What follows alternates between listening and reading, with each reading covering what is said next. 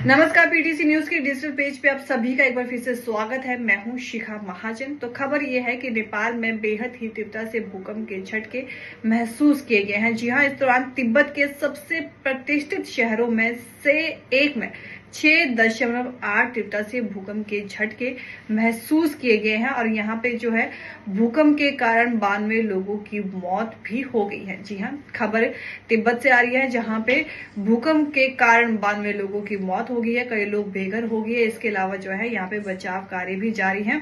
आगे जो लोग मरे हैं उनकी संख्या और भी बढ़ सकती है। और आपको बता दें कि जो ये भूकंप है सुबह 9:05 पर आया था, जिसका केंद्र टिंगरी में था, जो एक ग्रामीण काउंटी क्षेत्र है जो एवरेस्ट क्षेत्र के उत्तरी प्रवेश द्वार के साथ कार्य करता है। वहीं आपको आगे जानकारी देते हैं कि नेपाल में 7.1 तीव्रता का भूकंप आने से दिल्ली, एनसीआर और उत्तर भारत के कई इलाकों में कंपन महसूस किया गया और यूनाइटेड स्टेट्स जियोलॉजिकल सर्वे के अनुसार भूकंप सुबह 6:35 पर नेपाल तिब्बत सीमा के पास लोबोचे से 93 किलोमीटर उत्तर पूर्वी में आया था। जी हाँ, अब जो है भूकंप का जो केंद्र स्थान है वो स्थान पर था जहां भारत और यूरेशिया की प्लेट आपस में टकराती है और हिमालय पर्वतों में इतनी तेज उछाल आ जाती है कि दुनिया की कुछ सबसे ऊंची चोटियों की जो चोटियां है उसकी ऊंचाई जो है पूरी तरह से बदल जाती है।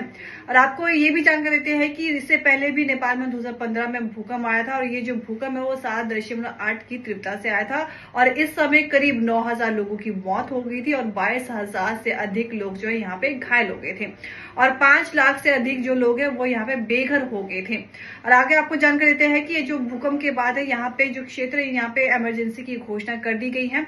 इसके बाद ये भी जानकारी सामने आ रही है कि चीन तिब्बत के रीजन में जो है 53 लोगों की जो है मौत हो गई है और इस भूकंप का जो केंद्र है भारत ही नहीं था बल्कि पड़ोसी देश नेपाल और चीन के बॉर्डर पर भी था। और इसके अलावा आपको ये भी जानकारी देते हैं कि जो ये भूकंप है 10 किलोमीटर नीचे इसका केंद्र बताया जा रहा है। अब इसके बाद अब लोगों के जो मन में तरह तरह के सवाल भी उठने लाजमी हैं और अगर इस तरह के भूकंप आ जाए तो क्या करे क्या ना करे, ये इस बात की जानकारी भी हम आपको देंगे। सबसे पहले चलो आपको हम बताते हैं कि भूकंप की स्थिति पर आप क्या ना करें। तो भूकंप की स्थिति में यदि आप ऊंची इमारतों में रहते हैं तो नीचे जाने के लिए भूल कर भी लिफ्ट ना ले और भूकंप रुकने तक घर में ही रहें। जल्दबाजी में भागने से कोई भी दुर्घटना हो सकती है, इसलिए वहीं पर रहें। इसके अलावा भूकंप की स्थिति में भूल कर भी घर के दरवाजों खिड़की के पास खड़े ना हो और खासकर शीशे की खिड़कियां दरवाजे से तो दूर ही रहे, इनके टूटने से हमेशा खतरा ही बना रहता है। इसके अलावा जब भूकंप के झटके बंद हो जाए तो बिना किसी देरी के घर की खिड़कियां दरवाजों को ना खोलें और कई बार ये झटके से क्रैक हो जाते हैं तो पता नहीं चलता, इसलिए सावधान रहें। इसके अलावा आप क्या कर सकते हैं, भूकंप की स्थिति में जो फंसे लोग हैं वो घर की किसी भी बिजली के सामान को ना चलाएं, थोड़ी देर तक उसको स्विच बंद करके रखें और स्विच बोर्ड को ऑन ऑफ ना करें। ये आपके जो है भूकंप से बचने के लिए आपको थोड़े टिप्स हमने दिए हैं, भूकंप जब आए तो क्या करें क्या ना करें।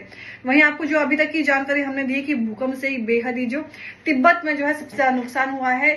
फिलहाल नेपाल में कोई नुकसान की खबर अभी सामने नहीं आई है, लेकिन तिब्बत में है जो 53 लोग अभी तक मारे गए हैं। आगे क्या अपडेट इस पे आती है उसकी भी अपडेट हम आपको पल पल की अपडेट देते रहेंगे। तब तक के लिए नमस्कार।